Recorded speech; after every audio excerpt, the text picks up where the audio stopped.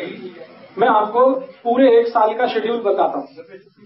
जब गर्मियों का सीजन शुरू होता है होली के बाद से और बारिश के पहले दिन तक मिट्टी के बर्तन में रखे हुए पानी को ही पीना अच्छा है, रात्रि को दिन को हमेशा। जब बारिश शुरू हो जाती है उस दिन से लेकर और बारिश के अंतिम दिन तक तांबे के बर्तन में रखा हुआ पानी पीना हमेशा अच्छा होता है। जब बारिश खत्म होती है और सर्दियां शुरू होती हैं उस दिन से लेकर और फिर होली के दिन तक सोने के बर्तन में रखा हुआ पानी अच्छा होता है। गर्मी के दिनों में होली से लेकर बारिश के पहले दिन तक मिट्टी के बर्तन में रखा हुआ पानी बहुत अच्छा होता है। मैं बता रहा हूँ बैठिए। बारिश के पहले दिन से और होली के पहले दिन तक का जो समय है गर्मियों का, ये मिट्टी का है। फिर बारिश शुरू होके और बारिश का खत्म होने तक ये तांबे का है, और बारिश खत्म होके सर्दियां शुरू हो और फिर गर्मियां शुरू हो तो ये सोने का है।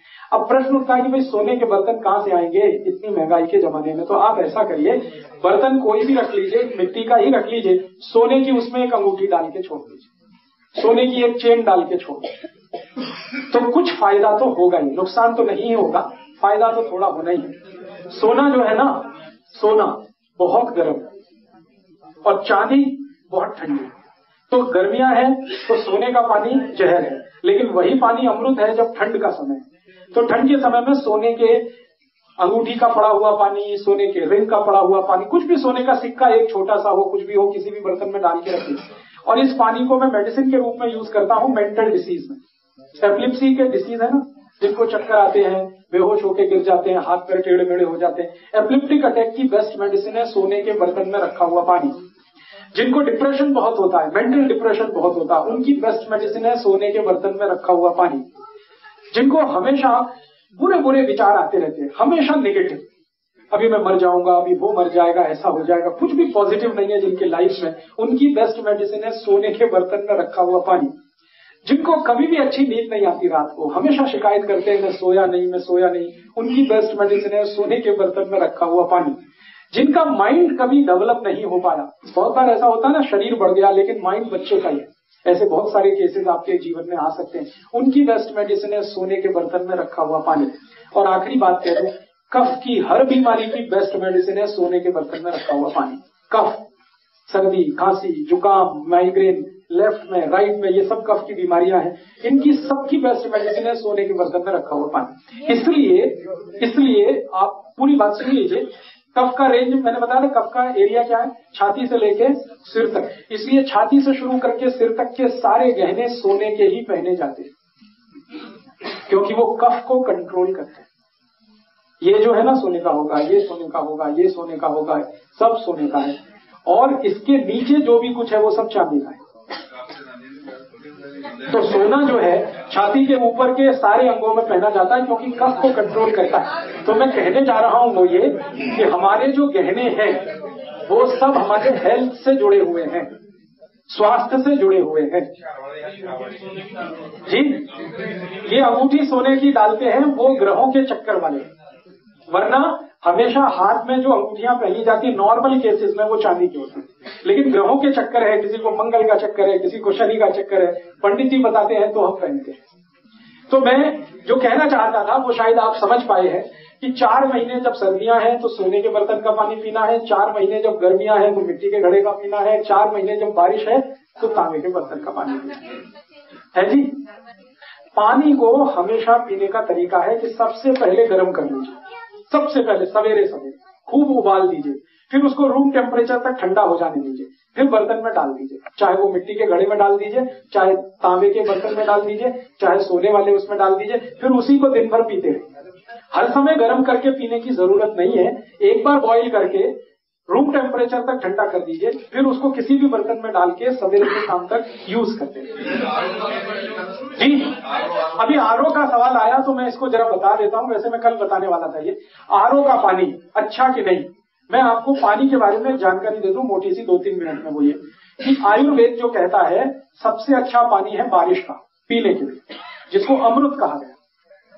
तो आप कुछ अगर ऐसी व्यवस्था कर सकें कि बारिश का पानी इकट्ठा करें और उसको साल भर पिए तो आपसे ज्यादा सुखी कोई नहीं दुनिया में। आप बोलेंगे कैसे कर सकते हैं? बहुत आसान है। आपकी जो छत है ना, उस छत को तो आपने सबने सीमेंटेड कराया ही हुआ है। छत में से जो पानी गिर रहा है किसी पाइप में होते हुए इस पाइप को आप आपके बोर में लगा दीजिए। अगर बोर है तो, बोर नहीं है तो वो पाइप को किसी टैंक बना के उसमें डाल दीजिए, अंडरग्राउंड टैंक बना दीजिए आपके घर में, और उसमें पूरा पानी डाल दीजिए। बारिश के पानी में कोई एक्सपायरी डेट नहीं है, इसको ध्यान रखें। बारिश के पानी की कोई एक्सपायरी डेट नहीं है। अगर अंडरग्राउंड टैंक में आपने कलेक्ट कर लिया तो साल भर, 2 साल, 3 साल आप पी सकते हैं, कोई तकलीफ नहीं आएगी। राजस्थान में गांव-गांव के हर घर में टैंक रहता है और 5 इंच बारिश होती है, वो एक एक बूंद पानी इकट्ठा करते हैं, उसी को साल भर पीते हैं। जॉन्डिस की बीमारी उस एरिया में कभी नहीं होती क्योंकि बारिश का पानी पीते हैं। तो बारिश का पानी आपके लिए सबसे अच्छा, जैसे भी हो आप इकट्ठा करिए। दूसरा पानी जो सबसे अच्छा माना जाता है वो नदियों से आने वाला, जो नदियां ग्लेशियर्स के साथ जुड़ी हुई, जैसे गंगा नदी है, ये सीधे ग्लेशियर से आती है। ग्लेशियर की बर्फ है वो पिघलती है, मेल्ट होती है, फिर उसका पानी नदी में आता है। तो दूसरा सबसे अच्छा पानी है उन नदियों का जो ग्लेशियर से आती है, पहाड़ों से आती है। तीसरा सबसे अच्छा पानी होता है तालाबों का, जो बारिश के पानी के रूप में ही इकट्ठा होता है। और चौथा सबसे अच्छा पानी होता है वो बोर का, जो बारिश के पानी को रिचार्ज करके ही बोरिंग में आता है। और पांचवा सबसे अच्छा पानी होता है म्युनिसिपल कॉर्पोरेशन का, जो आप पीते हैं। अब आप सोच लीजिए कि म्युनिसिपल कॉर्पोरेशन का पानी लास्ट में है, तो माने सबसे खराब है, सबसे अच्छा बारिश का। तो अब आपको तो कॉर्पोरेशन का पानी है, ये आपकी मजबूरी है। मैं चाहता हूं आप मजबूरी को थोड़ा बदलिए, 2-4 हजार रुपए खर्च करिए, या ज्यादा से ज्यादा 10,000 रुपए खर्च करिए। आपकी छत में स्लोप बना दीजिए और एक पाइप में पूरा पानी उतारिए, फिर उस पाइप को आपका एक टैंक बना के अंडरग्राउंड उसमें उतार। मैंने मेरे घर में ये व्यवस्था की है। मुश्किल से 22,000 रुपए का खर्चा आया और उस खर्चे में मैं हर साल 1 लाख लीटर पानी कलेक्ट कर लेता हूँ। मेरे टैंक में उतना आ जाता है, साल भर हम पीते, हमारे पड़ोसी भी पीते। मेरा एड्रेस बहुत छोटा सा है, राजीव दीक्षित सेवाग्राम, वर्धा सेवाग्राम गांव में मैं रहता हूँ। तो हमने छोटा सा अपने घर में ऑल्टरेशन किया, छत को थोड़ा स्लोप दे दिया और उसके बाद सारा पानी एक पाइप में दे दिया, नीचे एक अंडरग्राउंड टैंक बना दिया, उसमें पूरा पानी इकट्ठा होता है, साल भर हम उसी को पीते। आप चाहें तो पंजाब में भी ये हो सकता है। हमारे यहाँ तो बारिश कम है, पंजाब में तो ज्यादा। हमारे यहाँ साल में 25 इंच बारिश है और पंजाब में साल में 50 इंच से ज्यादा बारिश है। आप तो और भी ज्यादा पानी इकट्ठा कर सकते हैं, और ये पानी इकट्ठा करना पड़ेगा आज नहीं तो 10 साल के बाद, क्योंकि जमीन के अंदर का सारा पानी सूख रहा है। कितने दिन आप उसको निकालेंगे? हाँ, मिट्टी डल जाती है तो उसको साफ कर लीजिए, या उसमें कोई आपको कंफ्यूजन है तो मिट्टी के ऊपर चूना फेंक दीजिए, बस वो पानी को अपने आप साफ करके नीचे भेजेगा। चूने से अच्छा पानी को साफ करने वाला दुनिया में कोई केमिकल नहीं। छत पे चूना डाल दीजिए, बारिश जैसे ही शुरू हुई चूने के पत्थर डाल दीजिए 2-4, जितना भी पानी कांटेक्ट में आएगा सब फिल्टर होके आएगा, तो मिट्टी का उसमें दुष्प्रभाव खत्म हो जाए। तो छत का पानी कोशिश करिए इकट्ठा करने का। नहीं कर सकते हैं तो आपके पास कॉर्पोरेशन का पानी है, इसको बिना उबाले मत पीजिए। अब आप कहेंगे इस पानी को हम एरो में डालें और फिल्टर करें या उबाले और पिए, दोनों में क्या बेहतर है? उबालना बेहतर है, क्योंकि जब एरो में आप पानी को फिल्टर करते हैं तो उसमें पानी को फिल्टर करते समय कुछ ऐसे केमिकल खत्म हो जाते हैं जो आपके शरीर को जरूरी है। तो एरो का पानी तो मजबूरी का पानी है, जब कुछ भी नहीं मिल रहा है। मुझे तो कई बार आप इसको मजाक मत कहिएगा, मैं आपको सीरियसली कहता हूँ, मैंने एरो के जितने भी ब्रांड है मार्केट में, एरो तो एक ब्रांड है, बहुत सारी वाटर प्यूरिफायर मशीन है, सबका पानी निकाल के लेबोरेटरी भेजा टेस्टिंग के लिए। सभी टेस्टिंग की एक ही रिपोर्ट है कि किसी में फास्फोरस कम हो गया, किसी में कैल्शियम कम हो गया, किसी में आयरन कम हो गया, किसी में कुछ कम हो गया, किसी में कुछ कम हो गया। फिर मैंने इन कंपनियों को चिट्ठियां लिखी कि आप बोलते हैं कि आपकी मशीन बहुत अच्छी है, पानी को प्यूरिफाई करती है। तो उसने कहा हम कब बोलते हैं? वो कहते हैं हम पानी को प्यूरिफाई करने की मशीन बनाते हैं, पानी को क्वांटिफाई करना, क्वालिटीफाई करना, इसके लिए मशीन नहीं बनाते हैं। माने पानी की क्वालिटी को इंप्रूव करने की मशीन नहीं है हमारी पानी को प्योर करने की मशीन है। अब प्योरिटी क्या है? कुछ हैवी मेटल्स है पानी के, उनको निकाल दिया हमने, पानी का टेस्ट थोड़ा चेंज हो गया, लेकिन हम ये दावा नहीं करते कि इसकी क्वालिटी इंप्रूव कर दिया। तो आपको थोड़े से भ्रमजाल में फंसा के वो अपना धंधा करते हैं। पानी की क्वालिटी मेंटेन रहती है जब पानी बॉईल करके आप पीते हैं।